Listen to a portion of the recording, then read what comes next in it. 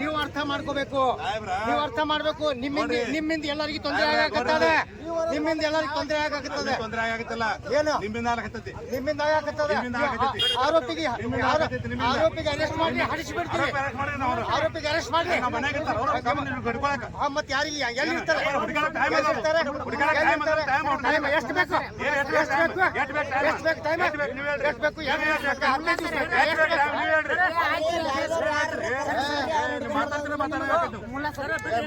ಏನ್ ಮಾತಾಡ್ತೀವಿ? ಅಲ್ಲ ಇದು ನೀವು ಮಾಡದ ಅಲ್ಲತ್ತ. ಹೌದು, ನೀವು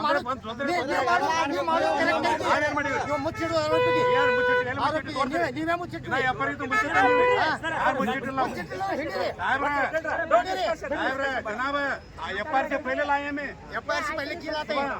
ನಮ್ಗೆ ಇಲ್ಲಿ ಮಾಡ್ಕೊಟ್ಟು ಇಲ್ಲಿ ಕೆಲಸಕ್ಕೆ ನಿಂದ್ರಿಸಿದ್ರೆ ನಾವೇ ಹೋಗ್ತಾರಲ್ಲ ಮತ್ತೆ ಎಫ್ಐಆರ್ ಮಾಡ್ರಿ. ಎಫ್ಐಆರ್ ನಾದ 24 ಗಂಟೆ ಒಳಗೆ ಅರೆಸ್ಟ್ ಮಾಡ್ತೀನಿ. ಎಲ್ಲಿದೆ ತಾವ ಹೇಳಿದ್ರಲ್ಲ ಅವತ್ತು, ಎಫ್ಐಆರ್ ಮಾಡ್ರಿ, ಎಫ್ಐಆರ್ ಆದ 24 ಗಂಟೆ ಒಳಗೆ ವಕೀಲರ ನೋಡ್ರಿ 24 ತರ ತಂಡ ಕಾನೂನು ಇದೆಯಾ?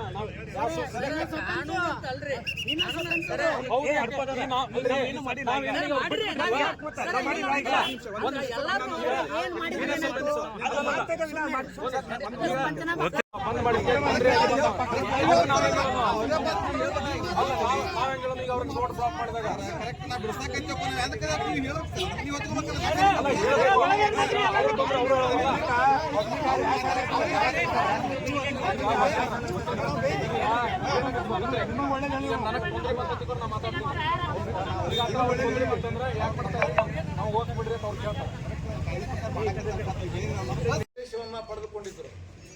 ಅವರ ಕಾರ್ಯವಹಿವಾಟಕ್ಕೆ ಯಾವುದೇ ರೀತಿಯಿಂದ ಅಡ್ಡಿ ಆತಂಕ ಪಡಿಸಬಾರದು ಮುಂದಿನ ಆದೇಶ ಆಗುವವರೆಗೆ ಅಂತೇಳಿ ನ್ಯಾಯಾಲಯದವರು ಆದೇಶವನ್ನು ಮಧ್ಯಂತರ ಅರ್ಜಿ ಮೇಲೆ ನೀಡಿದ್ರು.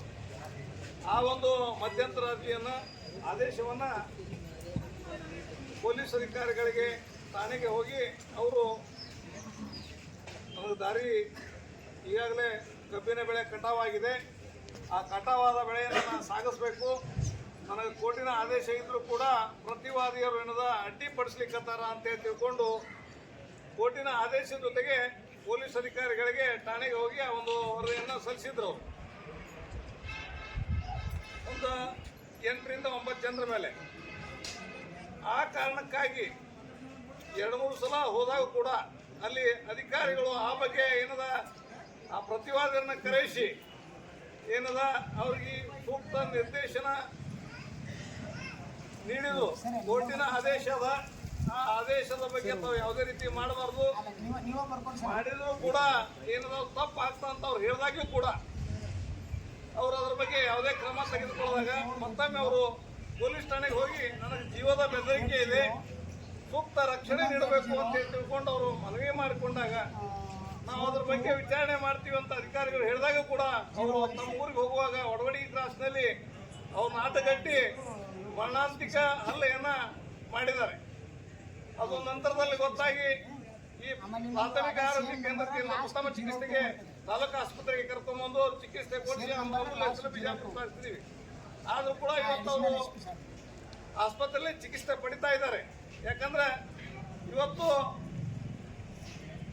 ಅವ್ರನ್ನ ನಾವು ಇಮಿಡಿಯೇಟ್ ಆಗಿ ಅವ್ರು ಯಾರೇ ಅಪರಾಧಿಗಳಿದ್ರು ಕೂಡ ಅವ್ರನ್ನ ರಕ್ಷಣೆ ಮಾಡೋದಿಲ್ಲ, ಅವ್ರನ್ನ ತಂದು ನಾವು ಬಂಧಿಸಿ ಕಸ್ಟಡಿಗೆ ಕೊಡ್ತೀವಿ ಅಂತೇಳಿ